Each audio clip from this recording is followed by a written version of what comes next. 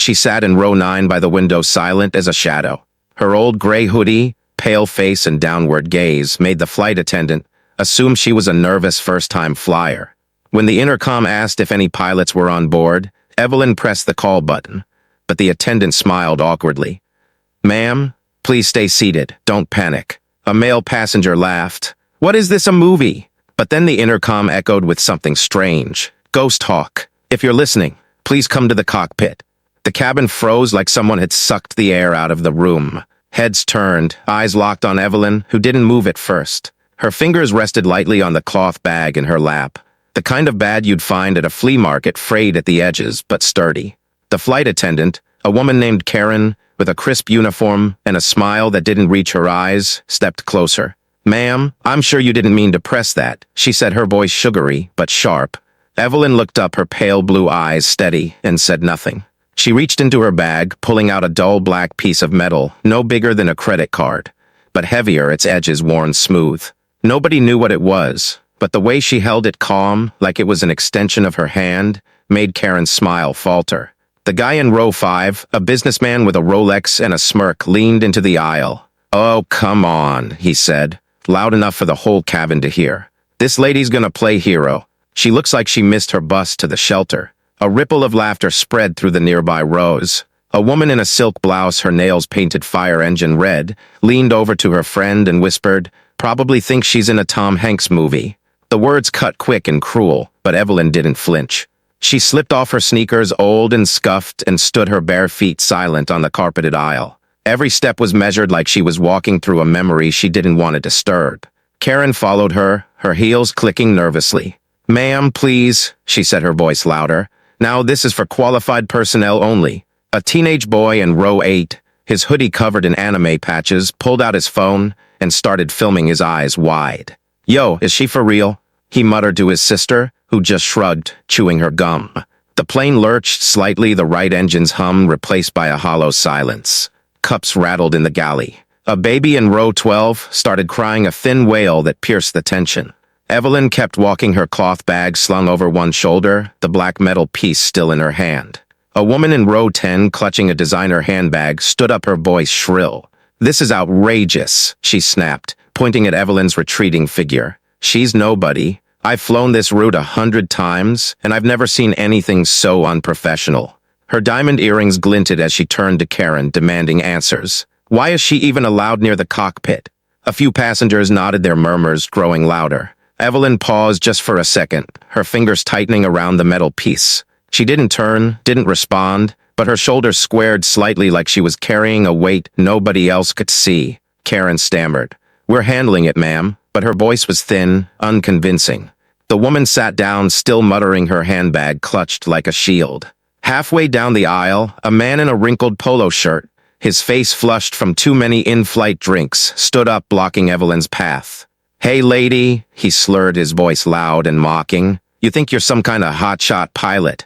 Go back to your seat and let the pros handle this." He swayed slightly, pointing a shaky finger at her. Passengers nearby shifted uncomfortably, some looking away, others whispering. Evelyn stopped, her eyes meeting his for a brief moment. Calm but piercing. She didn't speak, just stepped to the side, her bare feet silent, and continued walking. The man laughed louder, now turning to the cabin for approval. "See, she's got nothing," he crowed, but his laughter faltered when he saw Rosa, the old woman in row 11, shaking her head, her rosary beads clicking with disapproval.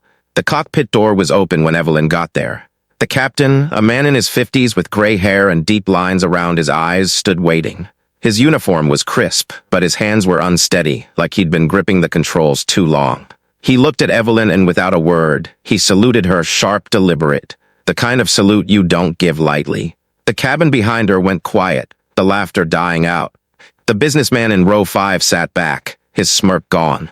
The woman with the red nails clutched her purse, her eyes darting away. Evelyn stepped inside, and the door clicked shut, leaving the cabin buzzing with whispers. "Hey, real quick, if this story's grabbing, you pull out your phone and give this video a like. Maybe drop a comment below about what's pulling you in. And if you're feeling this, hit that subscribe button. It means everything to keep sharing stories like this one. All right, let's keep going." Inside the cockpit, the co-pilot, A guy named Derek, with a buzz cut and a jaw that looked like it was always clenched, turned in his seat. "You're Ghost Hawk," he said, his voice thick with disbelief. "Have you even flown a Boeing 787? This isn't some fighter jet, lady. This is commercial." He leaned back, arms crossed, his eyes raking over her faded jeans and bare feet. The captain, whose name tag read Harrington, shot him a look, but stayed quiet.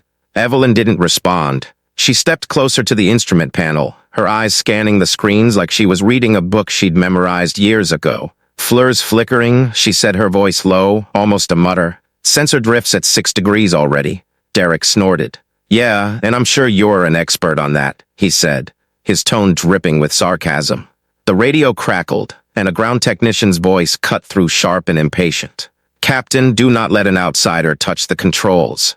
We're running diagnostics now. Follow protocol." Derek's smirk widened, like he'd just been handed a winning card. Evelyn didn't look at him. She just pulled off her hoodie, revealing a plain white t-shirt, and, on her wrist, a faded tattoo, OP Echo G12. The ink was old, the lines blurred, but it carried a weight that made Harrington straighten up.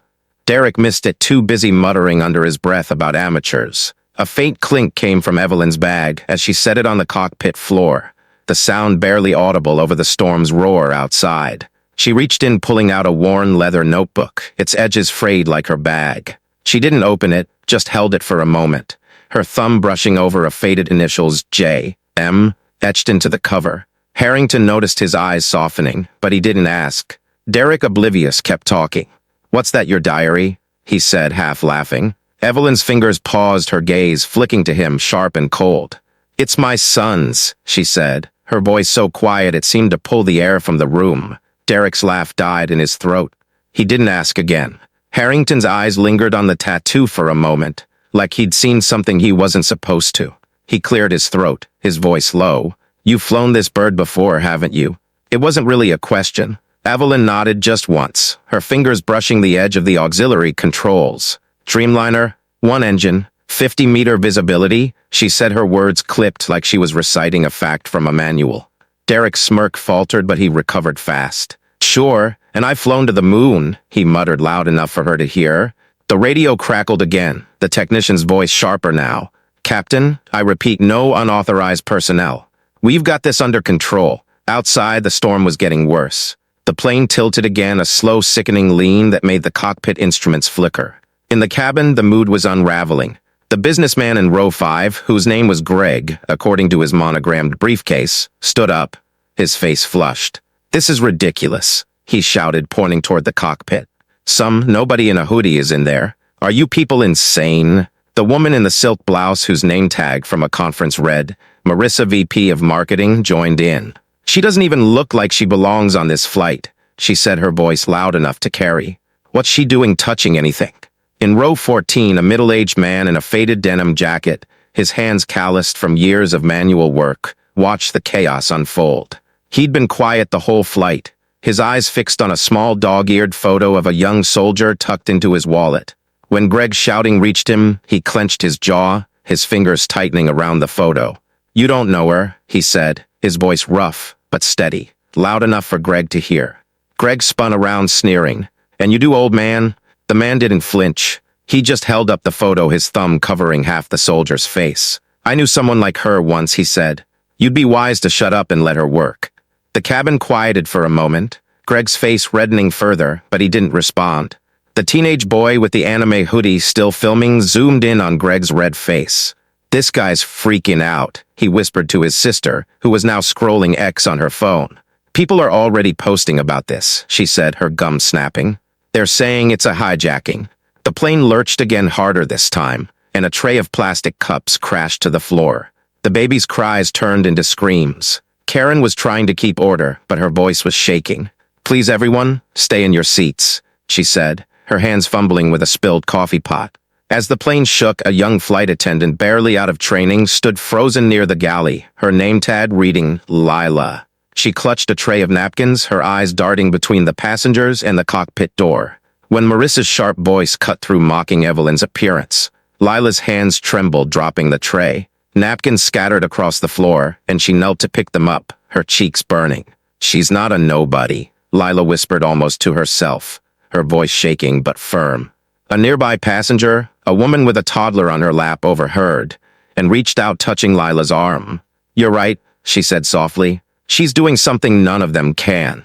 Lila looked up, her eyes meeting the woman's, and nodded, her hand steadier as she gathered the napkins, a small act of defiance against the cabin's cruelty. Evelyn in the cockpit didn't seem to hear the chaos. Her eyes were locked on the screens, her fingers hovering over the controls like she was waiting for something. Harrington watched her, his hands clasped behind his back. "Defense Department's sending her file now," he said, glancing at Derek. "Operation Echo Zero. Check it." Derek rolled his eyes but leaned over to the co-pilot's screen where a secure email was loading. The file was brief, but the words stood out. Ghost Hawk. Emergency landing. Bioweapons evac. 2014. Derek's jaw tightened, but he didn't say anything. He just stared at the screen, his arms still crossed. The cabin was a mess now. Greg was pacing the aisle, ignoring Karen's pleas. "I paid for first class, and this is what I get," he yelled. Marissa was on her phone, typing furiously. "I'm live tweeting this," she said to her friend, her voice smug. "This is going viral. Passenger in sweatshirt takes over plane. #disaster. The teenage girl, whose name was Mia, according to her backpack, stopped chewing her gum. That's not what's happening," she muttered, but no one heard her. The old woman in row 11, whose name was Rosa, according to her luggage tag, started praying louder, her voice a soft murmur under the chaos. As the plane lurched again, a young woman in row 9, seated just across from Evelyn's empty spot, clutched her armrests, her knuckles white. She was dressed in a simple cardigan, her hair tied back in a messy bun, and her eyes were wide with fear. But when she overheard Marissa's cruel tweet, she stood up, her voice trembling but clear. "Stop it," she said, glaring at Marissa. "You don't know what she's doing up there. She's trying to save us." Marissa laughed, a sharp, cutting sound. "Oh, honey, sit down. You're as clueless as she is." The young woman's face flushed, but she didn't sit. She looked toward the cockpit, her hands shaking, and whispered, "Come on, whoever you are. You've got this." Her words were soft, but they carried a quiet hope that made Rosa glance over her rosary beads, pausing. In the cockpit, a faint beep from the instrument panel broke the tense silence. Evelyn's eyes flicked to a small blinking light on the auxiliary controls, one that hadn't been active before. She reached for it, her movements precise, and flipped a switch that made the panel hum softly. Harrington's eyes widened, his voice barely a whisper. "That's the old military override," he said, his hands unclenching. "They phased it out years ago." Evelyn didn't respond, her fingers already adjusting another dial, her face calm but focused. Derek leaned forward, at his skepticism replaced by something else, curiosity, maybe even respect. The light stopped blinking, and the plane's shuddering eased just enough to feel it. Harrington exhaled, his shoulders relaxing for the first time since the engine failed. Evelyn asked for 30 seconds of silence, her voice cutting through the cockpit like a knife. Harrington nodded, and even Derek went quiet, though his eyes were still skeptical. The storm outside was relentless, 90 km/h crosswinds, slamming the plane. The right wing dipped, and the cabin tilted again. In the back, a man in a cheap suit dropped his laptop, the screen cracking on the floor. "We're gonna crash," he shouted, his voice breaking. The boy in row 7, a skinny kid with glasses, clung to his mom, sobbing. "Mom, it's shaking too much," he said, his voice muffled against her sweater. His mother, a woman with tired eyes and a nurse's badge, held him tight, but her hands were trembling. Evelyn's hands moved to the auxiliary controls, slow and deliberate. She didn't rush, didn't hesitate. Her fingers adjusted something on the panel, her eyes flicking between the FLIR and the radar. The plane's tilt eased slightly, just enough to notice. Harrington let out a breath he'd been holding. "You've got it," he said almost to himself. Derek didn't respond, but his arms uncrossed, his hands resting on his knees. The radio crackled again, the technician's voice softer now. "Captain, we've got confirmation. Ghost Hawk is cleared.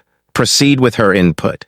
Derek's eyes narrowed, but he stayed silent, watching Evelyn like she was a puzzle he couldn't solve. In the cabin, a man in a pilot's jacket seated near the back had been quiet until now. He was older, maybe 60, with a weathered face and hands that gripped his armrests tightly. When the plane steadied, he stood, ignoring Karen's protests, and walked toward the galley where he could see the cockpit door. "I knew a Ghost Hawk," once he said, his voice low but carrying over the murmurs. "Saved my squad in 14. If that's her, you all owe her your lives."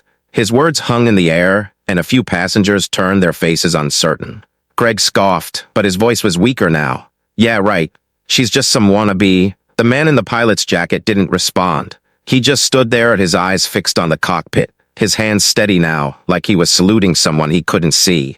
The plane's radar screen flickered, and Evelyn leaned closer, her eyes narrowing at a faint signal creeping toward the central axis. Jamming, she said, her voice barely above a whisper. Harrington frowned. Jamming in this storm? Evelyn didn't answer. She reached for a switch, her fingers moving with a precision that made Derek lean forward, his skepticism fading.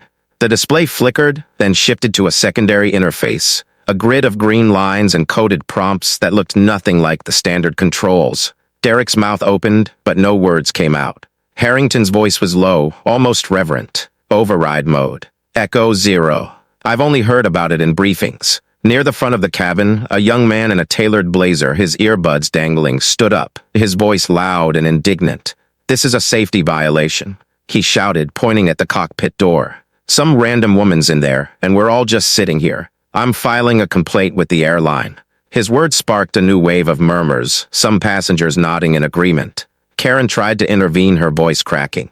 Sir, please, we're handling it. But the man ignored her, pulling out his phone to record a rant. This is going on, X, he said, his voice smug.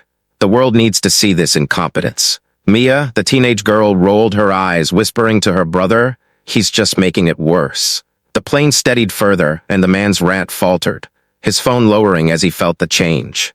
The cabin felt the change, the shaking eased, the lurching stopped. Passengers looked around, confused, their voices quieter now. Rose's beads stopped clicking. The boy in row 7 lifted his head, wiping his eyes. Mom, it's better, he said, his voice small but hopeful. His mother nodded, her hands still shaking, but her grip loosening. Greg sat down, his face still flushed, but his shouting replaced by a tense silence. Marissa's typing slowed, her tweets less confident now. Plane stabilizing, she typed, then deleted it, unsure. Near the galley, Karen overheard a whispered conversation between two passengers, a couple in their 40s who'd been silent until now. The woman holding a worn novel leaned toward her husband. She's got to be someone important, she said, her voice soft but urgent. Nobody just walks into a cockpit like that. Her husband, a man with a graying beard, nodded, his eyes on Evelyn's empty seat. Look at her bag, he said, pointing to the cloth bag still tucked under row 9A. That's not just any bag. That's military issue, old school.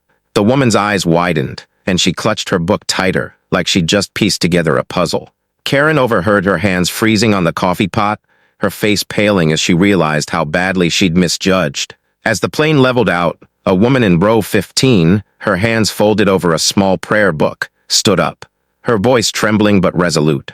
I don't care what she's wearing, she said, loud enough for the nearby rows to hear. She's keeping us alive. You all should be thanking her. Her words cut through the murmurs, and a few passengers turned, their faces softening. Greg, still clutching his phone, muttered, she's probably just lucky. But the woman's eyes flashed, and she pointed at him. Luck doesn't fly a plane in a storm, she said, her voice steady now. Faith does. Skill does. The cabin quieted, and even Marissa paused, her fingers hovering over her phone. Her smugness fading as the woman sat down, her prayer book open again, her hands steady. Hours later, the plane landed in Tokyo, the touchdown so smooth it felt like a dream. The runway was chaos, emergency vehicles, flashing lights, reporters crowding the tarmac. Passengers disembarked, some shaky, some talking over each other, their phones already buzzing with notifications. Evelyn was one of the last to leave, her cloth bag over her shoulder, her bare feet quiet on the jet bridge. The reporters spotted her immediately, their cameras flashing, their voices overlapping. Ghost Hawk. One shouted, a young guy with a press badge. Why didn't you say who you were? Another, a woman with a microphone, pushed closer. Why hide your skills all this time? Evelyn didn't stop. She hugged her bag a little tighter, her eyes on the ground. A passenger behind her, a quiet man in his 60s who'd stayed silent the whole flight, noticed something. Inside her bag, just visible, was a framed photo. A young man in a pilot's uniform. Maybe 20, his smile bright but frozen in time. The man leaned toward his wife, his voice low. That's her son. I read about him. System failure years ago. She warned them, but nobody listened. His wife nodded, her eyes soft. That's why she's so quiet, she said. Evelyn kept walking, her steps steady, her face unreadable. The reporters followed, their questions relentless. Why didn't you tell anyone? Are you still active duty? She paused for a moment, her fingers brushing the edge of the photo frame in her bag. Then she turned just slightly, her voice soft but clear. I didn't save you for recognition, she said. I did it because I once lost someone the world didn't even remember. The reporters went quiet, their microphones lowering. The man who'd seen the photo watched her, his eyes wet. He didn't say anything, just nodded like he understood. The terminal was packed, more reporters, airport staff, even a few passengers lingering to watch. The flight crew was there waiting near the gate. Not just Harrington and Derek, but 3 other men older in plain clothes, but with a certain stillness to their posture. Special operations pilots, though no one said it out loud. As Evelyn passed, they raised their hands in salute one by one, their eyes locked on her. The silence was heavy, the kind that makes you hold your breath. A boy, maybe 10, tugged at his mother's sleeve. Mom, why is everyone standing so straight? He asked, his voice curious. His mother, the nurse from row 7, looked at Evelyn, then back at her son. Because some heroes, she said, only need to be called once. Greg was already on his phone scrolling through X. His face was pale, his tie completely undone now. Ghost Hawk trends worldwide, one post read. Another from an aviation forum was brutal CEO who mocked mystery pilot identified as damned as Greg Harlan, head of failing tech startup. By morning, his company's stock was plummeting, and his board was demanding answers. Marissa wasn't doing much better. Her influencer account, built on curated photos of private jets and champagne, was flooded with comments, "You called a hero homeless. Apologize." Her biggest sponsor, a luxury brand, dropped her by lunchtime. Karen sat in the airport lounge, her clipboard abandoned on the table. She had posted a video on X, her voice shaky as she spoke into her phone. I judged her by her clothes, she said, her eyes red. I told her to stay seated. I was wrong. The video had thousands of likes, but she didn't look at them. She just kept replaying the moment she'd dismissed Evelyn the way Evelyn's eyes had met hers. Not angry, not cruel, just calm. Like she'd seen that kind of judgment 1,000 times and kept going anyway. Mia's video, the one she'd filmed during the flight, was everywhere now. Millions of views, comments pouring in. She's a legend. Never judge someone by their hoodie. Who is Ghost Hawk? Mia kept watching her own footage, zooming in on Evelyn's face as she walked to the cockpit. There was something about her, a quiet strength, a weight in her steps that made Mia pause. She showed it to her brother, who just nodded. Some people don't need to shout, he said, echoing their dad's words from earlier. They just do what's right. Evelyn didn't check her phone, didn't read the posts. She walked out of the terminal, her bag over her shoulder, the photo of her son tucked safely inside. The Tokyo sky was clear now, the rain gone, the city lights stretching out like a promise. She stopped for a moment, looking up at a plane passing overhead, its engines a low hum. Her fingers tightened around the bag, and she took a slow breath like she was letting go of something heavy. The scar beneath her ear caught the light just for a second. A faint line that told a story no one asked about. The world kept spinning loud and chaotic, but Evelyn stayed still. She didn't need the cameras, the headlines, the salutes. She'd done what she came to do. The truth had caught up like it always did. And for her, that was enough. Where are you watching from? Leave a comment below and hit follow to walk with me through heartbreak, betrayal, and finally healing.